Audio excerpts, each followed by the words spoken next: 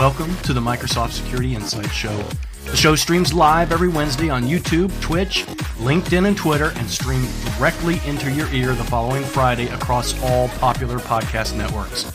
Hosted by Edward Walton, Andrea Fisher, Rod Trent, and Brody Castle, the Microsoft Security Insight Show provides information, news, and tips on Microsoft security solutions. Brody, your smile after that intro every time. I love the intro so much. It startles me every time. Me too. It's like an A-Team episode. We have adventure. We're gonna have to, maybe we come on dressed up as some of the A-Team members.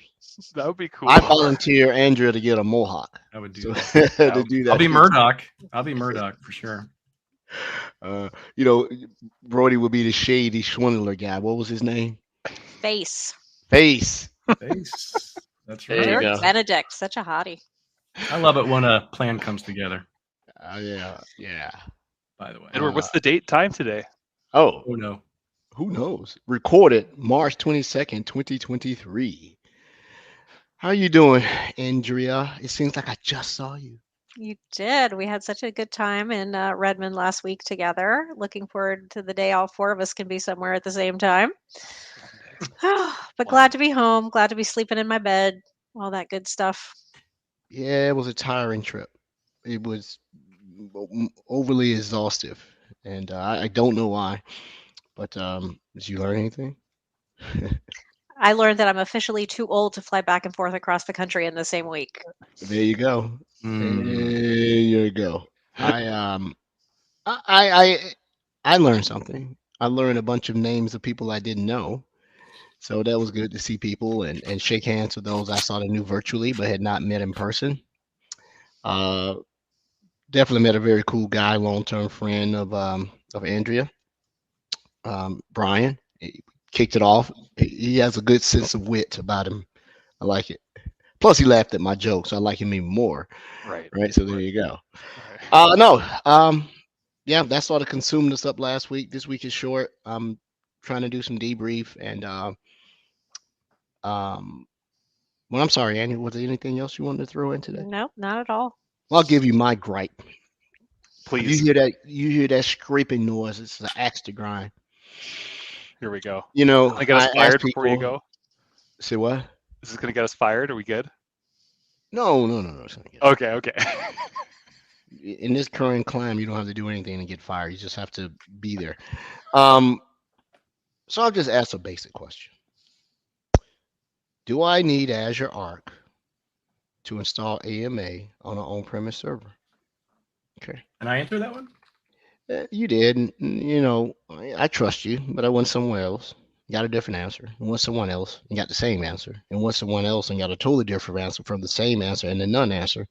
So I decided to just do it. So my question was, can I install the Azure Monitoring Agent on an on-premise Linux box without having Arc?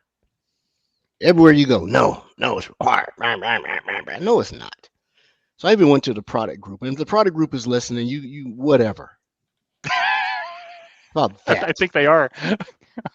I installed it. If you're gonna give me these prerequisites, tell the truth on why is needed, right? Because when you tell an engineer it can't be done, what do? We go engineer it so it can be done.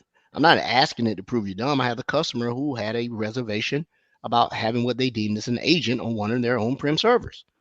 So I told them you don't. I now know the reason why you do, but it's not a technical reason, I believe, because I've already debunked the technical reason. I believe it's because if you do not have it on there, you can't get support for that log collector. You will not get support. And if you do call support, probably the first thing they're going to say, we need to put out the Arc agent on your machine.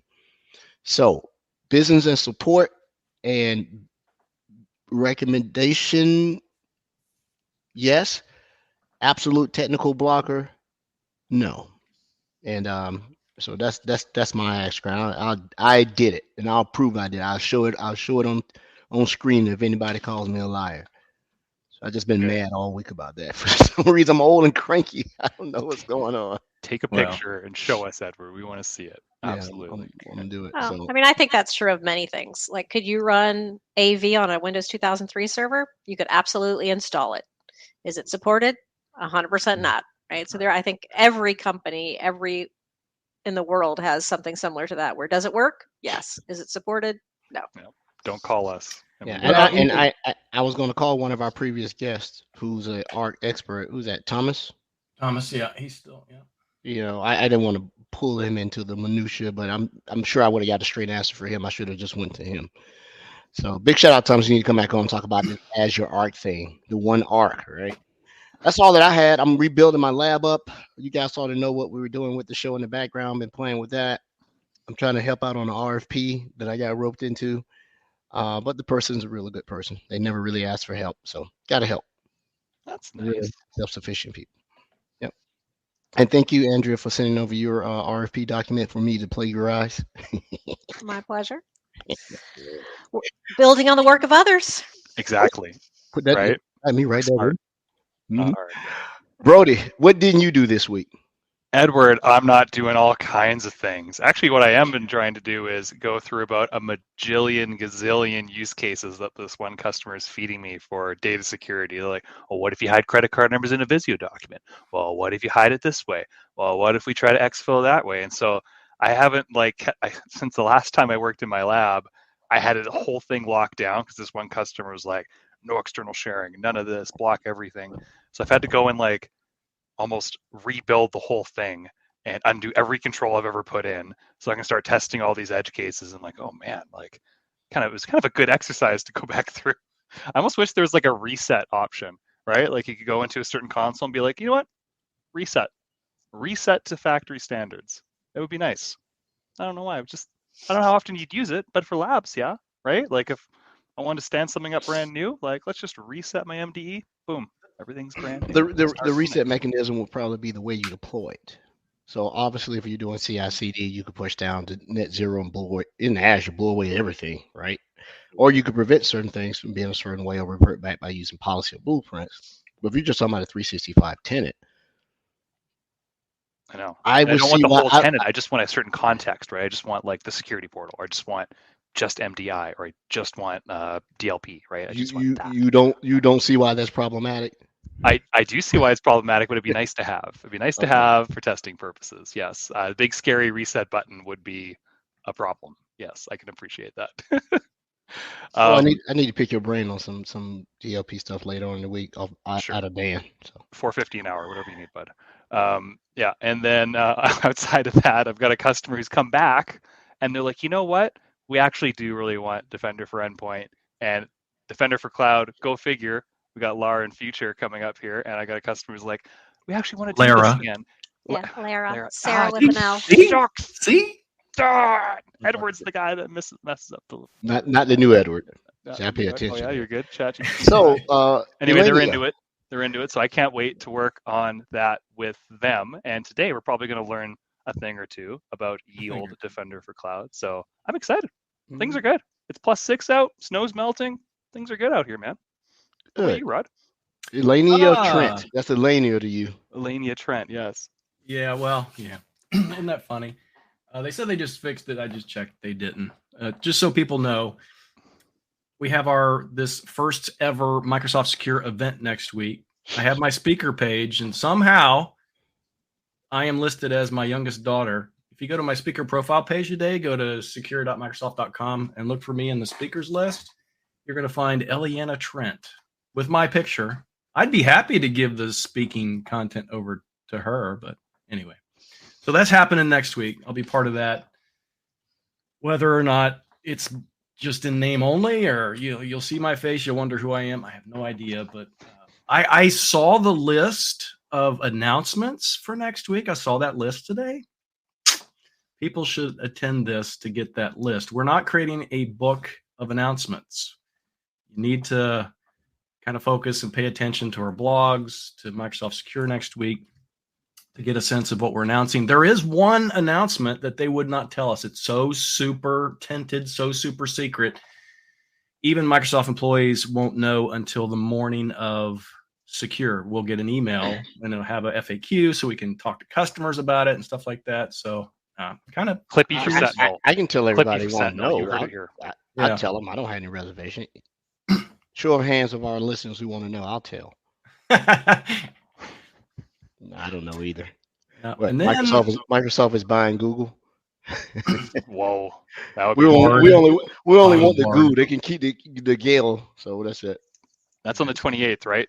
That's the 28th. That's next Tuesday, right? Yeah, next Yeah. Tuesday. This Tuesday. And then I'm working on the first ever publicly delivered Sentinel/AI session that I'll be delivering at the end of April in May in Minneapolis, beginning of May. So that should be interesting. I'm looking forward to that. Everything is AI these days, right? Everything. And in fact, I asked AI for our mascot, and this is what I got. For those listeners, you have to come back and watch the replay of the actual video to see this, but this is our mascot currently. I think it's kind of cool. Microsoft Security Insight Show. I don't know. I don't know. Yeah. What's their name? I think it's Missy. What's in the name? Misty. Missy. Missy. Let me see that again. MSI. Missy. Yeah. Andrew, I see it. nailed it. I see it. Okay, that's very good. So we have some guests today. Let me real quick. On. This is Women in Cybersecurity Month. This seems like it's been the longest month ever, but it's been awesome. Wednesdays. Yeah. 5 shows this month, which is awesome. We had Maria Thompson at the beginning. Basu was on, and then Ann Johnson last week, of course. This week we have our guest. Next week, on March 29th, we have Elizabeth Stevens. She's the director of DC Cyber Risk Intelligence. So that's going to be super awesome. Next month is our partner month as we lead up to MISA, as we lead up to RSA next week. All of our MISA partners. These are some of our great partners. We've talked to these people before. Defenda, Drew Perry from Ontanu will be with us. That should be absolutely interesting since OpenAI actually acquired his company. I was at RSA last year with Drew Perry. He interviewed me about some Sentinel stuff. They were just there, 3 people, just so that they can kind of get a sense of RSA and security and stuff. A year later, he's running this company that has been acquired by Ontanu. So, I mean, by OpenAI, which is Ontanu. So that's pretty significant. Know some people from Send Server will be with us. Blue Voyant is always, a good partner of this show. Mona will be with us. So that's what's happening next month. I wanted to do that real quick.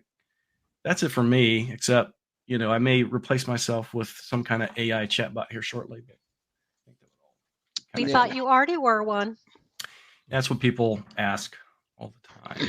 But we do have a couple guests on. We have 2 guests? We have 2 guests. I'm not sure we can actually. Hi. It's Lara and Future. Hello. Welcome to the show. Thanks for having us. Thank you. We're excited to be here. So I have the privilege of knowing these 2 outstanding security practitioners by virtue of our weekly call. Is it weekly or bi-weekly? One of the 2.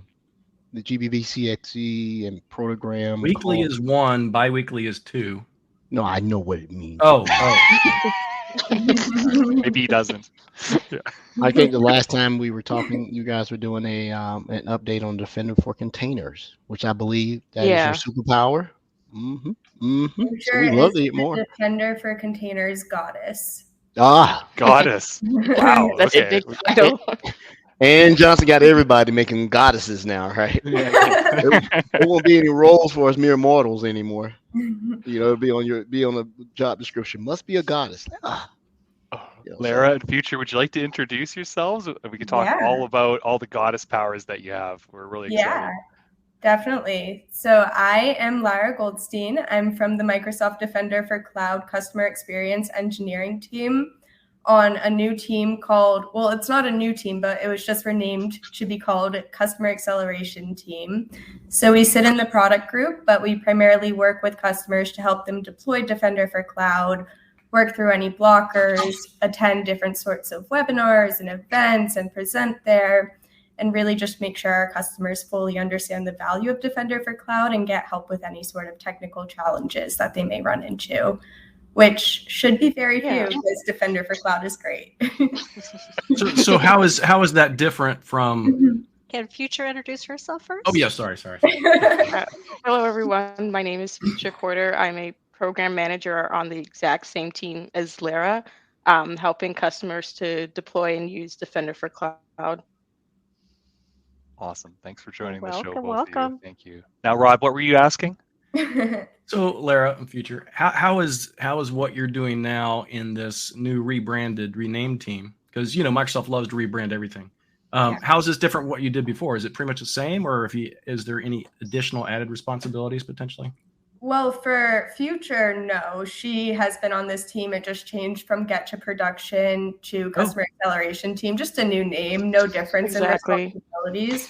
For me, I actually moved over to this team about 2 months ago. Oh, wow. I was still in the customer experience engineering group beforehand, but I focused more on pre-sales conversations. So I was able to work with hundreds and hundreds of customers a year, but now I'm dedicated to around 15 customers that I work with pretty closely. Bet those customers are happy about that.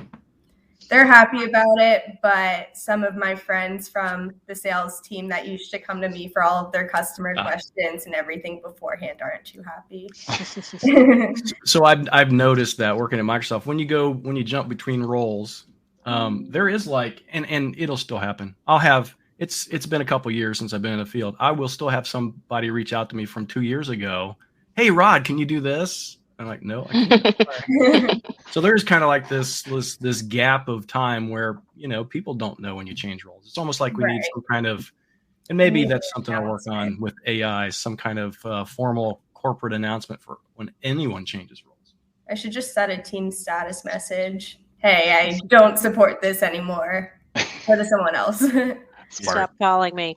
Don't think about it. That's what mine says all the time. Really?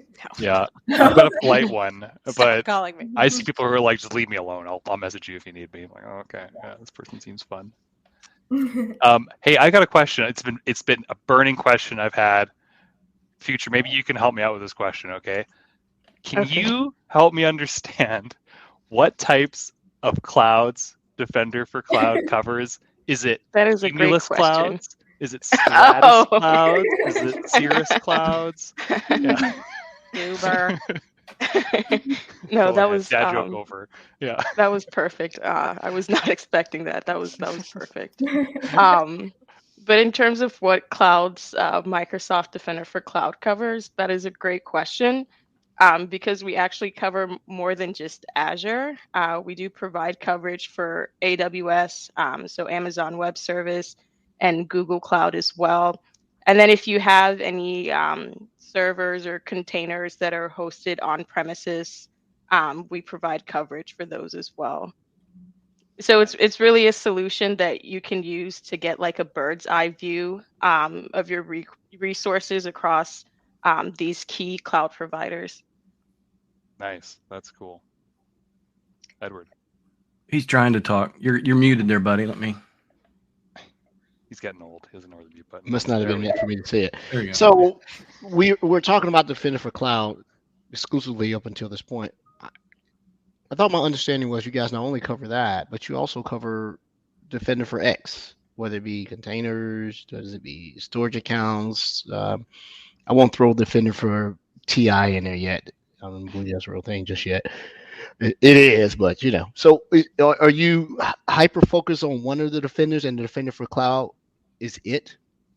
You go ahead, Future. Yeah, so that's a good question. So within Defender for Cloud, as I mentioned, we provide that bird's eye view. But I think the really cool thing about Defender for Cloud is that we have these different plans. So we provide like out of the box capabilities, security posture capabilities for all your resources. And then when you're looking for more advanced threat detection capabilities, that's when you turn on these specific Defender for X plans. So for example, we have Defender for servers, containers, Key Vault, etc. And then within our team, we do specialize in these plans. So for example, I really focus on Defender for containers, and Lara focuses on Defender for DevOps. Oh, really? Yeah. Oh, okay. So Drew Nichols is probably your best friend. They are best friends. Yeah, he is my best friend at Microsoft for sure. So to future, I think I'm becoming a fan of and um Andrew will tell you. All last week I'm sitting here reading about Kubernetes all week. I'm like, oh my God, how did I miss this? And it was Yeah, talking it's about how really to fun. secure it. So I think that's going to be my next look. What you say, Andrew? Your next nerdy thing you want to do? I'm like, oh man, this is cool. How did I miss out on this? So I will be bothering you for questions. No, please don't hesitate to. This is where you take that tip from Lara and put that thing on your team's notification. Please don't reach out if your name is. So within those disciplines that you talked about, and you guys have identified which one. I'll start with you, Lara. Yeah. Give me the one or two top things that says if you're not using Defender for CI/CD or Azure DevOps, you're missing out on this. So, what top two things that you can say? Because when you talk about CI and CD, security people really like those developers. Right. Yeah, and that's the issue. I mean, for a very long time, and even still today, security and developers, they have a lot of friction between them because developers, especially with cloud native applications, they want to deploy applications as quickly as possible. They don't want to be held back by security. And a lot of the times what happens is developers, they have all these new releases, they're keeping up with customer demand. And then security is like, wait, hold on a second. We need to run all of these reviews. You have hundreds of vulnerabilities that you need to resolve. You need to fix all of these different issues. And that's a struggle for developers. They get really frustrated with security because of that. And security has historically not really been able to keep up with the speed of development. So that's where Defender for DevOps really comes into the picture to solve that issue, because we're bringing that DevOps insights and knowledge into Defender for Cloud as part of Defender for DevOps. So security professionals, they can review different findings within Defender for Cloud. They can see where they have exposed secrets in public repositories. So if you have a GitHub repository that allows for public access and you have an Azure Storage account key hosted in there, that's a lot more important than having a GitHub repository that's completely locked off. It's not used for any production-facing applications, and that has a secret. So it's really helping developers focus most on the issues that actually matter and having them remediate those in their development lifecycle. So as soon as they submit a pull request, we're going to annotate that right away saying, you have this secret. We recommend that you remove it. Put it in an Azure Key Vault, put it in an Amazon, key management service. Just do something besides just having that plain text secret. And that's where Defender for DevOps, in my opinion, and hopefully our customers' opinions really helps. Well, I can't tell you how important that is. The number of conferences that I've been to and sat down at lunch or talked to customers. So I was good example.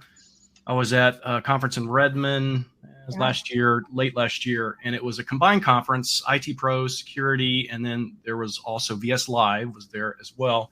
And sitting down at lunch talking to them, I'm sitting there talking about security stuff, and they're at a developer conference and said, man, I wish we would have had more security stuff at this developer conference. They're not talking about anything, right? And it's kind of sad because I think from a Microsoft perspective, this is like the first kind of approach to helping to kind of secure that DevOps, that pipeline process. And I think it's really important to talk about. I think what we're doing is really critical because they're asking for more security. They want to know how to secure their code. They want to know that their code is secure when they're deploying it. Well, not butt heads, right? Which developer is that?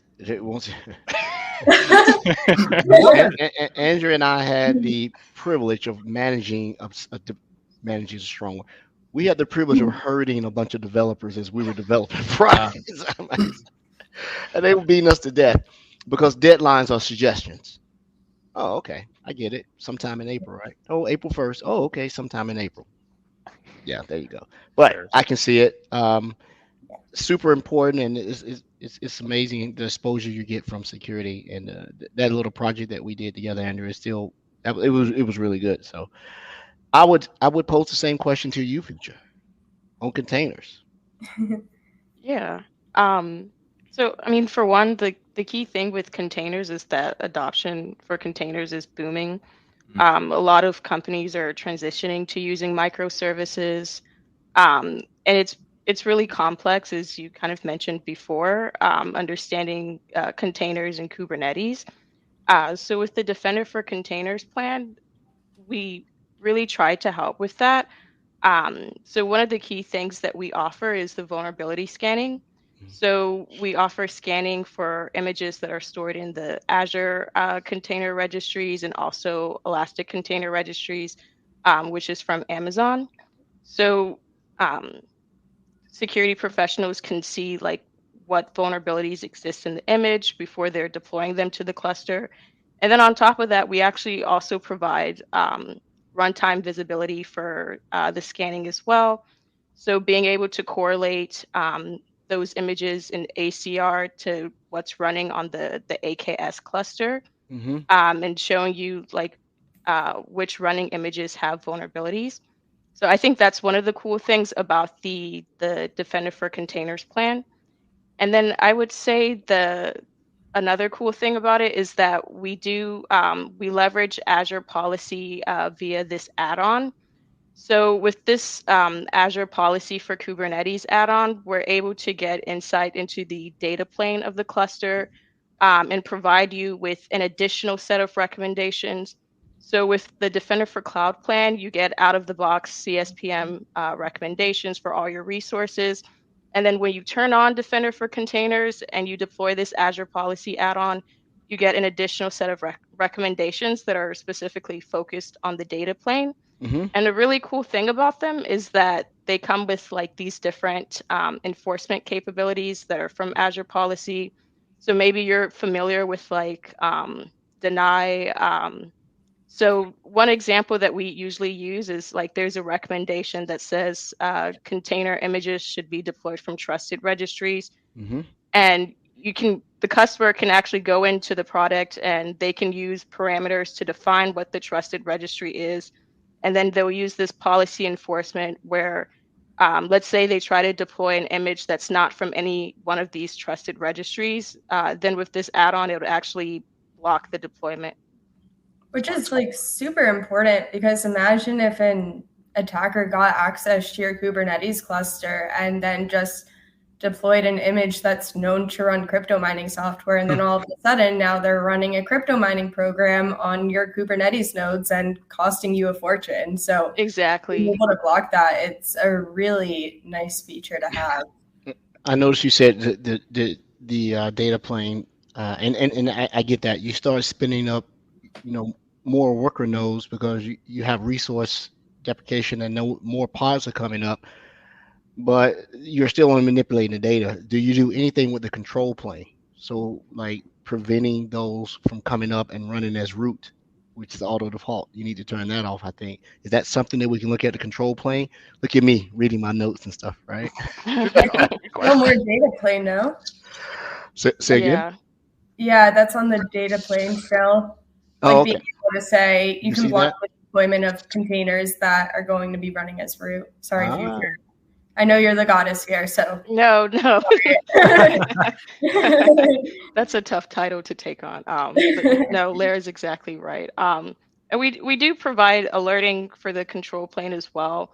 Another feature of the Defender for Containers plan is that there's this daemon set.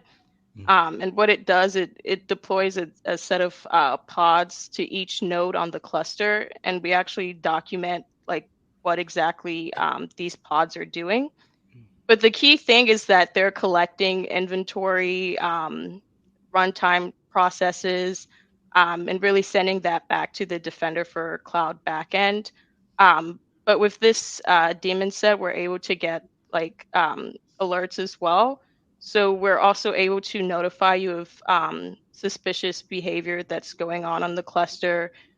So one of I think you mentioned crypto mining. So we do have an alert that would detect on that as well if there's any suspicious processes related to crypto mining. Very cool. I feel like we jumped in. I'm sorry. Go ahead, Rob. No, go ahead. I said, I feel like we jumped in the deep end of the pool. Like we went straight to like demons and Kubernetes and we, for anybody that might be listening, can somebody give us a low level overview of what Defender for Cloud is, period? And oh yeah, we probably should have started with that. We just went right into the Defender. It's like one of those TV shows where they start the next day and then they backtrack and tell you what happened. So. Yes. Yeah. We'll take a step Doing back. the flashbacks. So, Defender for Cloud is Microsoft's cloud native application protection platform. And the marketing terms would be that it helps you start secure with Defender for DevOps, and it helps you stay secure with cloud security posture management, assessing the overall basically posture of your cloud workloads and resources. So understanding, do you have a storage account that's exposed to the internet? Do you have a web application that is allowing for requests over FTP instead of enforcing FTPS? Where do you have those misconfigurations that attackers could potentially compromise? So making sure you have that proactive view in place to enforce best practices, keeping up to track with different sorts of compliance standards, and then also get any sort of alerts when there is an active threat to one of your workloads. Like what Future said about the crypto mining on your Kubernetes clusters, being able to get an alert, send that over to Sentinel or any other security incident event management system, and triage that appropriately. So we have coverage for storage accounts, we have coverage for containers, for SQL, for Azure Resource Manager, Key Vault, DNS, anything you can think of. Defender for Cloud has a plan for it, probably. Yeah, and I also noticed someone in the comments included a link to a blog post that was actually just released today. And it really speaks to how Defender for Cloud is a cloud native application protection platform, or CNAP, which may be a recent term that you all are familiar with. But I'd highly recommend it because I think it really gives an overview of like the key capabilities that we're providing in Defender for Cloud, and why it can be useful to organizations looking to stay secure in the cloud. So on that note, Thank you. Go back and you said CNAP, which is once again acronyms. Can you tell Cloud what it Native stands for? Application Protection Platform. And what does it do? It's supposed to unify security and compliance capabilities to prevent, detect, and respond to any sort of cloud workload threats from development all the way to runtime. So you might have a template in Azure DevOps that's creating a storage account. You can know right away if that infrastructure as code template has any sort of misconfigurations. Does it allow for public access? Does it have a storage firewall attached to it? Is it enforcing those best practices to make sure that not just anyone can get access to it and exploit it? And then all the way on the runtime side, so when it is deployed into the cloud, continue to monitor it, make sure no one makes any sort of changes that would make it vulnerable. And if it is vulnerable and it does have to allow for public access in any way, you want to monitor that. You want to make sure that no malware is being uploaded to it, that someone's not coming in from a suspicious IP address and downloading a bunch of data and stealing all of your sensitive information. You want to know what's sensitive and you want to be able to protect it. So it really just gives you like that end-to-end visibility in a central place for multi-cloud environments. Yeah, and a key thing to keep in mind about CNAP is that some organizations, they might be using like several vendors to achieve this goal. So maybe they're using one platform for security posture management, and then another platform for protecting their servers, and then another one for containers. So with the key thing with CNAP is that you're looking at a single security platform that will do all of these things. And it really helps to reduce the complexity for security professionals because they're no longer having to rely on several different vendors to help with security. They can just use one vendor, in this case, Defender for Cloud, to help simplify security across the different cloud platforms. That's so important, right? Like, there's so many. Everyone's in multi-cloud these days. Exactly. Across, it's every customer I work with, right? I'm sure Andrea and, well, Rod doesn't work with customers because he's lucky. Andrea and Edward feel the same way. Everyone's across all the different ecosystems. So to have that centralized location is critical. That's really I'm going to ask the hard question. I'm going to split between both of our guests. Oh boy, here we go. I'm scared. Come on, you guys are going to stop doing that to me. I'm the nice guy on the show. Oh, so I love all of this. CNAP, and in my little small brain, I just said, oh, okay, comprehensive, right?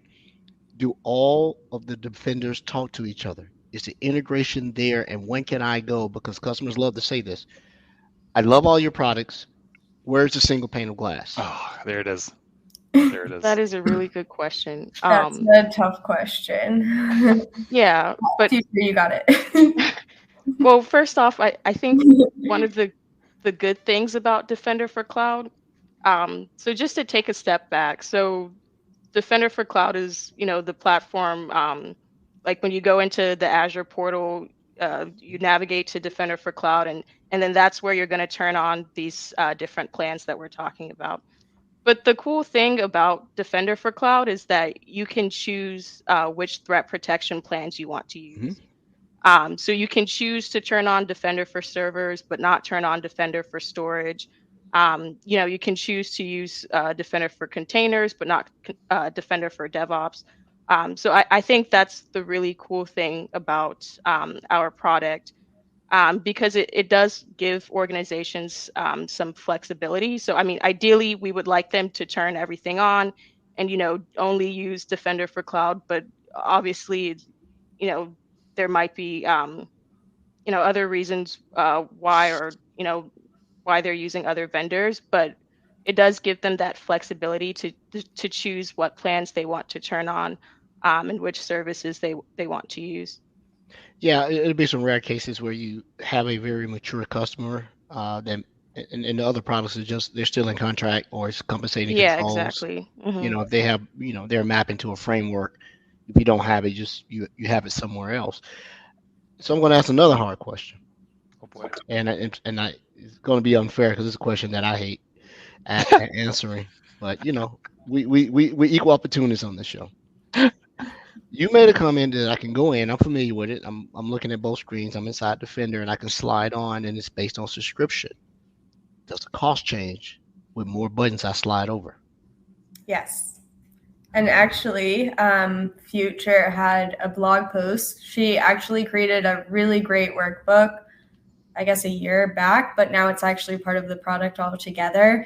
And it's a cost estimation workbook, so you can see what each Defender plan will cost you. So if you want to turn on Defender for containers, you can get an estimate of what that will actually cost for your subscriptions based on your historical usage.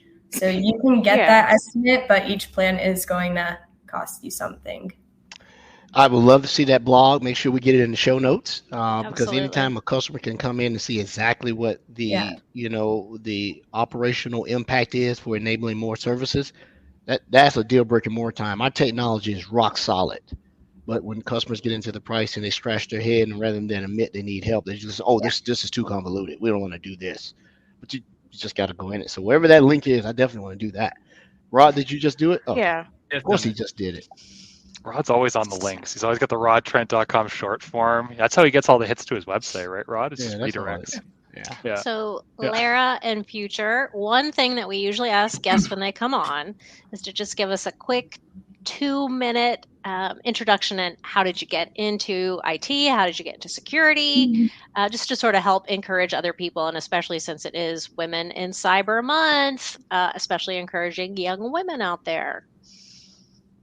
Yeah, I can go first. So I actually graduated from college in May 2020. I went to Vanderbilt University in Nashville, Tennessee. Go Commodores.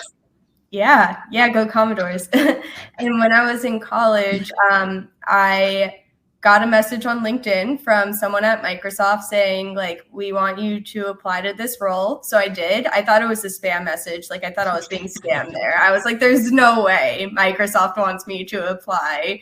But I applied and I actually got an interview and it said Microsoft.com. So I figured that it would work out. And they flew me out for an interview. It went really well. of course, like that's why I'm here. And I joined as a customer engineer. It was also called a premier field engineer back in the day. Now I think they're cloud solution architects. I worked there for a year. I started with modern work, working with Microsoft Teams, and it just didn't really interest me. Like the networking aspects of it didn't interest me as much as securing Microsoft Teams. Yes. Yeah. So then I started diving deeper into Microsoft 365 security and compliance. And then when a role opened up in the customer experience engineering team, it was all about Azure and multi-cloud security. So I said, okay, I'll just learn more technologies. And I did that. And now I'm here. Awesome. That's a great story. So What they about you, flew you Future? out. That's Yeah. a story. It was I didn't get before flown out COVID, anywhere. before COVID. Yeah, we have to pay for our own flights. It's I those know, mock- right? Those mock hires. But Yeah. tell us your story, Future. Yeah, so similar to Lara, I graduated college May of 2020, and then I had Babies.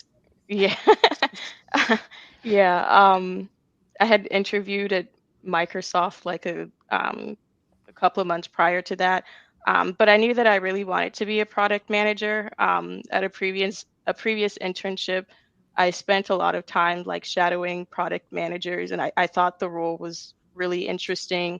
Um, and I liked that they had the opportunity to influence the product and add in the customer voice. So I knew that it was something that I really wanted to do in my career. And Microsoft was actually one of the few companies, I don't know if it's changed in the last 3 years, but one of the few companies that was like offering or one of the few large companies offering product manager roles for new grads. So I applied to the position, and I was selected to interview within the security organization. And like Lara, I was flown out to Redmond. Cool. Oh, I was Yeah. waiting for that. Yeah. Yeah, and I interviewed with some people in the security org, and in the end, I landed on the current team that I'm on now. So I've actually been working with this team for in July it would be 3 years, and I really like it. I've had a lot of opportunities to grow in my role. My role itself has kind of evolved over the years. So previously we would speak to customers about the overall Defender for Cloud. I mean, even the product itself has evolved a lot over 3 years. Um, and then recently we started doing like these subject matter experts. So that's how I ended up getting really involved in Defender for Containers. And I'm very, very happy it ended up that way, because I love talking about containers and Kubernetes. I have a couple of books of my own about Kubernetes. Yeah, I mean, I look forward to watching like different YouTube videos explaining Kubernetes. Even the architecture, sometimes I confuse myself very often with the architecture, but I mean, it's something that I love getting a refresher on. I just find the subject to be so interesting, and I really believe in like the purpose of Kubernetes and microservices, and I'm glad that I'm working on this plan. I love that. Me You're too. excited about what you do. I That's know. Welcome. awesome. You're definitely You in the laughed right about place. it. Yeah, you laughed about it, but I'm a geek the same as Yeah, you, and we're all I get nerds excited here. about it. And being confused is a good thing. That means experience. You start second guessing yourself because you Exactly. know so much. You're like, what did I do? So as I listen to your stories, am I correct in saying that your focus in college wasn't cyber, but it was information technology, and you gravitated towards cyber? I was a general engineering major, so I took like one computer science course in college, and I didn't like it very much. It was hard. I spent most of my time in college taking like civil engineering classes. I was really into transportation engineering, but I knew that probably wouldn't lead to much success in my life. So I don't know when I got interested in security, but it was after I joined Microsoft for sure, when I realized how dynamic it is and how I've always been a generalist. Like that's why I did general engineering in college because I couldn't make up my mind. And with security, you get to work with every product. Like you get to be an expert in Kubernetes, you got to be an expert in DevOps, you got to be an expert in everything Azure, AWS, and GCP, but it's just about securing them. So it's a way to, keep me on my feet and always have to learn more. And Yeah. Future? Yeah, I studied something called cognitive science. So I knew I wanted to go into tech. I also took an intro computer science class, and I think that was my junior year of college, and I actually wish I would have taken it earlier because I really liked that class. I'd never been so excited to do my homework before. But I really enjoyed that class. I wish I had more time for it, but I mean, as I was getting closer to graduation, I just there was only time I could put into Well, preparing for just one class. you have Yeah, vision. go ahead. You said cognitive sciences. It seems like that's the new shiny. It's everything that's going on right now. AI, chat, GP Rod, all this stuff that's going on. You have the aptitude, it sounds like, and a passion for it. Oh, that's a great story. Man. Yeah. So now I know I'm really going to dive into Kubernetes because you're right. It's just something about it, and I started reading about it, and Lara extraction, this and that is so far from virtual machines where it's similar but different. So Yeah, exactly. oh yeah, Right. loving that. Future, do you like those YouTube videos where they've got the translucent piece of glass and they've got the marker and they are drawing up the architecture? I love those videos. I could just sit in front of those all day, watching and learning architecture. I love those as well. I also like reading different analogies for explaining a Kubernetes cluster. I've heard a couple. I think one of my favorites is it's like the post office system. So someone compared it to like you have your package, you put what you want in the box, tape it up, and then you just send it off to the post office, and then they take care of all the complicated stuff. They take care of all the routes that the package is going to go to get to its destination. Nice. Yeah, I always find that it's really helpful in explaining a really complicated subject. Well, we'll have to get Lara and Future in the Discord so you guys can. I don't know if you guys are on Discord, but we have a very active group of nerds on there asking questions. So with y'all's expertise, I'm sure it could be some great discussion. No licensing questions, Discord. Okay, be no nice. No licensing question. Yeah, if you get a licensing question, you're gonna get it. After Microsoft Secure, we can talk about some licensing. Oh, okay. Ooh, so tidbit. Price estimation dashboard. You two are presenting at Microsoft Secure? No. Oh no. I will be presenting at RSA though. If anyone will be there and wants to hang out, just. Well, they won't fly us out. So we can't go. Can we you tried to send passes? Rod out, but he bailed on us last time. So last minute, rather. That's really cool. Speaking at RSA, that's really cool. I've never even been before, and you get to speak at it. That's a cool accomplishment. With my best friend Drew. We talked about him earlier. Yeah. Drew is all right. What's the topic so anyone that's going can know to look you up? It's what the heck is a CNAP and why should I use it? So CNAP, Cloud Native Application Protection Platform. I didn't come up with the name, but I definitely don't mind it. Aren't you also doing a Learn Live? Oh, yeah. Yeah. I am doing that. Yeah. I think that's supposed to be, technically, I think it's supposed to be part of Secure. So I didn't know if you knew that. All right. So I guess I am speaking at Secure. It's hilarious. I guess I'm signed up for that. I guess I'm going to be doing that. Hilarious. that is. I'll put the link in the show notes. You both did a great job during the internal airlift sessions, and that's where I met you originally. I thought you did an amazing job on this topic, and that's how we originally got in touch. So I'm glad that you keep getting speaking opportunities, presenting opportunities. Thank you very much for coming on this show. I mean, it's great having passionate folks like yourselves that are passionate about security, passionate about these technologies that want to come on and learn and teach. We're lucky to have people like you at Microsoft. So thank you. Thank you. Thank you. Is there some way that people could try out any of these Defender products? Yeah, they're Yeah. free for the. I don't want to talk over you, future. Oh, no, I was going to say the same thing. There's a We're 30-day gonna free say them trial. at the same time. They're free for the first 30 days. Yeah. In a subscription, if you've never turned on a Defender plan before, you can go ahead and test it out. It'll be free for those 30 days. There's also the free foundational cloud security posture management capabilities that will always be free. So if you just want to understand where you have misconfigured resources, you can use that, understand what your secure score is. If you have a high secure score, like 90%, that means you're doing a pretty good job at reducing risk. If you have a really low secure score, that's something that you want to look at. You want to look at those free recommendations. And we have a new plan called Defender Cloud Security Posture Management. That's in public preview. So when it's in public preview, that's a great time to test it out and get that experience without having to pay for it yet. Awesome. Nice. Thank you. Nice. Well, Try it before you buy it. Exactly.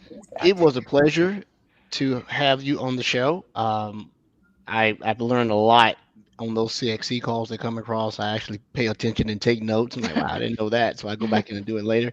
You're very much so respected, and your skill depth is getting better and better and better and better and better. So, But I report directly to Yuri. I know he's been mentioned on this podcast before. I listened to an episode where you were all talking about him. He's my manager, and future goes up to someone named McConan, who's amazing. Yuri's in the chat with us right now. And, on LinkedIn right now, yeah. Yeah, there you go. He's Yuri. writing this on the connect. Shout out to Yuri, a great manager. Yuri's good. He releases a book a month. It seems. We were just Yuri, talking come on about the that, show. the competition book between of him and month. Oren. Yeah. I had to stop man. following him on Twitter because he made me feel guilty about my workouts. That too. Like, Jesus, how much leg weight can you press? All right. So, well, to all of our listeners, please, and supporters and viewers, please send any questions you may have. We'll gather any of the front-facing social media impact so you can connect to these two outstanding guests. Great time. You should at least go look at Defender for X meaning whatever it may be. I'm playing around in it now, and it's so much new stuff. And I think I work in the stuff partially, and I'm like, wow, when did that come in here? So I'm seeing it now. And it's pretty straightforward. Even around pricing, there are no gotchas. Just read the print. It'll tell you exactly what it is, right? So that's really good. I don't have any other questions. Andrea, any other questions for our guests? No, thank y'all so much for coming on. I love when we get to have a nice technical discussion. So thank y'all for bringing your smarts. Thanks for having us. Sorry we got you. really into the weeds. No, No, love that's it. that's Love That's it. just how our That's great. brains work. Get into the weeds anytime you want. It was great having you both Absolutely. on. Tell Yuri to come on the show. See if you can convince him. We'd love to have him. And everybody listening, thank you for the support. Join our Discord. Thanks a lot. Really appreciate it. Bye, Thank you. everybody. all right, everyone. Have a great week. We'll talk to you next week.